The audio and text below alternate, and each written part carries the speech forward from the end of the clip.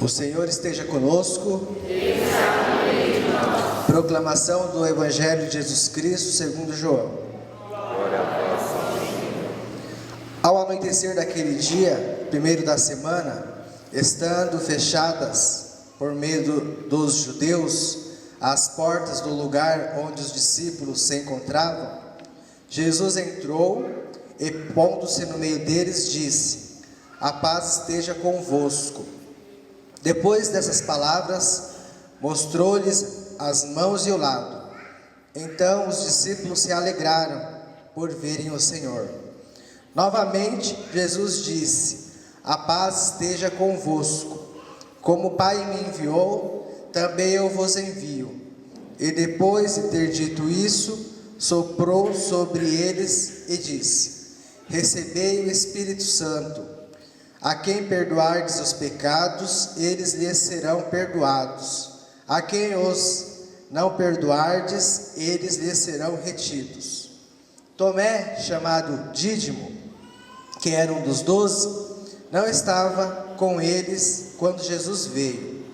Os outros discípulos contaram-lhe depois: "Vimos o Senhor." Mas Tomé disse-lhes: "Se eu não vir a marca dos pregos em suas mãos, se eu não puser o dedo nas marcas dos pregos e não puser a mão no seu lado, não acreditarei." 8 dias depois, encontravam seus discípulos novamente reunidos em casa, e Tomé estava com eles.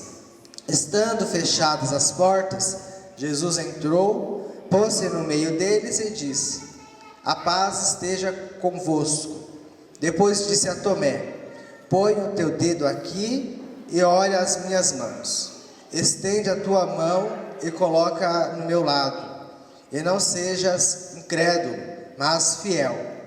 Tomé respondeu: "Meu Senhor e meu Deus." Jesus lhe disse: "Acreditaste porque me viste.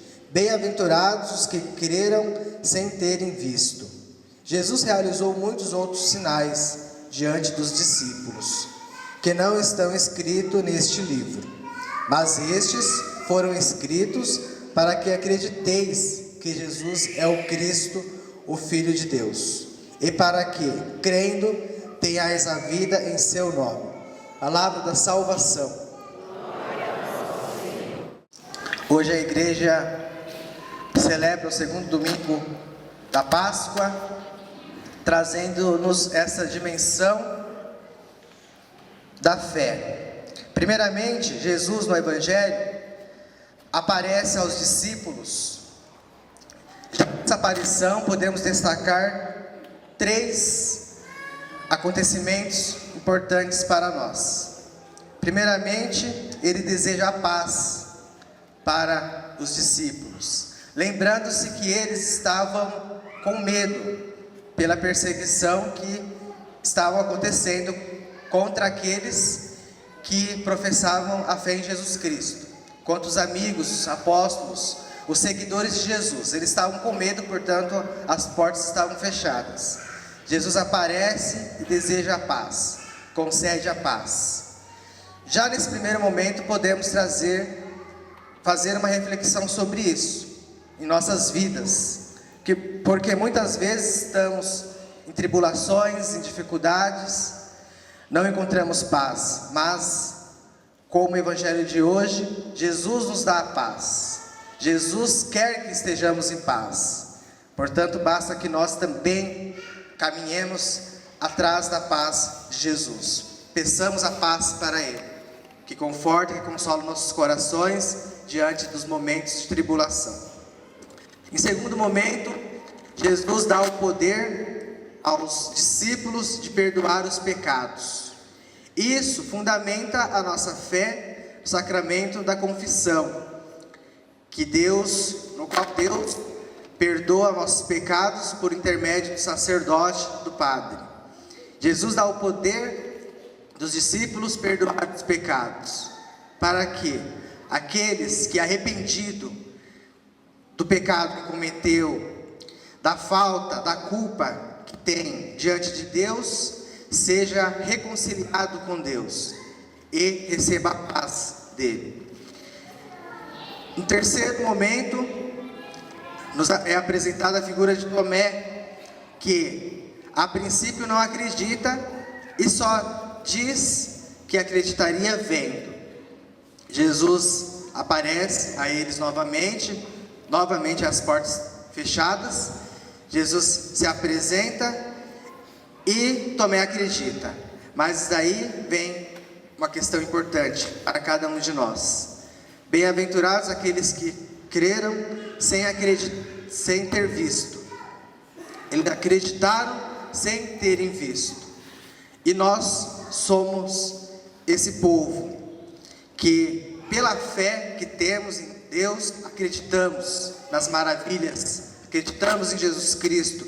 Meus irmãos e minhas irmãs, isso é de infinita alegria para nós, porque somos bem-aventurados, mas a reflexão que devemos fazer é como estamos acreditando. Se realmente acreditamos por tradição, por vir à igreja, mas a nossa realidade no nosso dia a dia, a nossa conduta é de quem acredita ou não.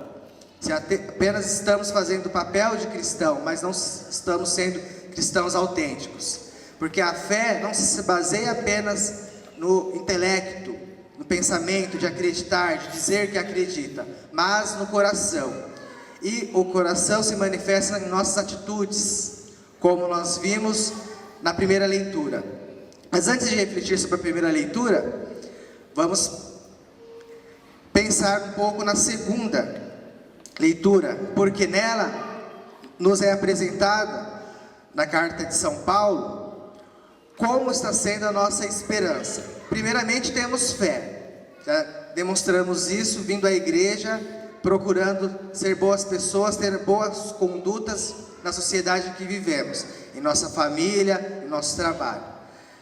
Mas também nos chama a atenção a esperança que temos em Deus. A fé é uma dimensão do cristão, mas a esperança é outra. Devemos ter, então, como São Paulo nos propõe, a esperança em Jesus Cristo ressuscitado que estamos celebrando. A esperança que um dia também seremos ressuscitados com Ele, estaremos com Ele no paraíso, no reino celeste. Contudo, já aqui na terra podemos aproveitar dessa esperança, acreditando em Deus, que nos traz o Evangelho, e tendo a esperança na ressurreição, podemos também ter a esperança aqui na terra que as coisas melhorem, que seja uma vida mais sadia do ponto de vista espiritual, que sejamos mais pessoas de Deus, mais voltadas para a graça de Deus. Nós, cristãos católicos, temos essa dimensão da esperança, a esperança no reino celeste, depois da nossa morte carnal, mas também a esperança aqui na terra, a esperança que o mundo melhore. Portanto, cada um deve fazer a sua parte, como nós vimos na primeira leitura. Aquela comunidade é a comunidade cristã primeira. O início do cristianismo está ali. E diferente do que nós estamos acostumados a perceber, a ver na nossa realidade, eles tinham algumas condutas muito interessantes de se refletir, de se analisar. Primeiramente, eles baseavam-se nas orações. Nós também, mas eles, como uma comunidade primeira, uma comunidade primitiva, se baseava em orações comunitárias, individual. Contudo, colocavam tudo em comum.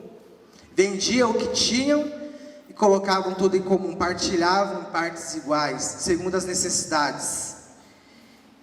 Vendo isso, as pessoas daquela época ao seu redor se entusiasmavam. Por quê? Como eles são diferentes, olha como são harmoniosos. Eles vivem numa fraternidade, em alegria, mesmo com os problemas cotidianos que todos têm, mas vivem de uma forma diferente. E muitos se convertiam à fé cristã. Além disso, também seguiam as palavras dos apóstolos, os ensinamentos dos apóstolos, que é o início da igreja. Além disso, participavam também da Sagrada Eucaristia. Quando se diz fração do pão, se refere à Eucaristia.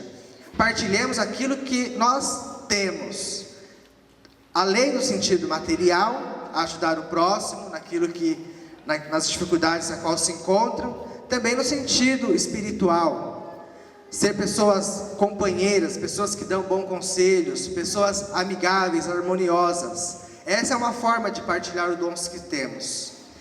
O amor para com o próximo não significa permitir que tudo seja feito, que tudo pode. O amor com o próximo podemos comparar com o amor que a mãe tem para com o filho ou com a filha, que repreende para que a criança ou adolescente progrida, se desenvolva, seja uma boa pessoa no futuro. O verdadeiro amor é esse, que ensina o caminho de Deus, para que a pessoa, ao se desenvolver, esteja feliz de acordo com a vontade de Deus. Não caia nas armadilhas que o mundo nos propõe, porque o mundo nos propõe diversas possibilidades de vida, uma falsa liberdade, a qual a pessoa pode fazer aquilo que bem entender, contanto que não contrarie a lei, está livre para fazer o que bem entender. Já nós, pessoas de igreja, sabemos que não é assim. Existe o pecado e devemos nos afastar deles. Então, a partir do momento que estamos ensinando, orientando, aconselhando alguém os caminhos de Deus, é uma demonstração que estamos amando. Então, tenhamos essa dimensão em nossas vidas. Procurar cada vez mais assemelhar-se àquela primeira comunidade. Claro que os tempos mudaram. Porém, a palavra de Deus, Jesus Cristo, é única. A palavra da igreja é verdadeira, porque Jesus é a palavra. A partir desse momento, então, nunca é passado. Nunca a igreja é do passado, porque a palavra de Jesus sempre é presente e a igreja nos traz. Tenhamos, então, mais intensidade em escutar a igreja, os ensinamentos da igreja, dos nossos líderes, Papa, os bispos, os padres, porque eles nos ensinam o caminho de Deus. Peçamos então, neste segundo domingo da Páscoa, que o Espírito Santo, que já temos pelo nosso batismo, nos dê força, nos dê o coração aberto para que escutamos aquilo que é ensinado pela igreja, tenhamos o coração aberto para escutar a palavra de Deus, que façamos aquilo que nos é ensinado a agir de acordo com a vontade de Deus e demos testemunho diante da sociedade que tanto necessita, que tanto precisa. Que sejamos cristãos que tenhamos fé verdadeiramente, uma fé em Deus ilimitada, uma fé em Deus que aqueles que nos veem percebam essa fé, essa alegria da esperança que temos em Deus, e também se encante com a graça de Deus, venha para a igreja ou volte para a igreja e seja pessoas felizes, saudáveis, que tenham esperança na ressurreição, que é o que estamos celebrando. Louvado seja nosso Senhor Jesus Cristo.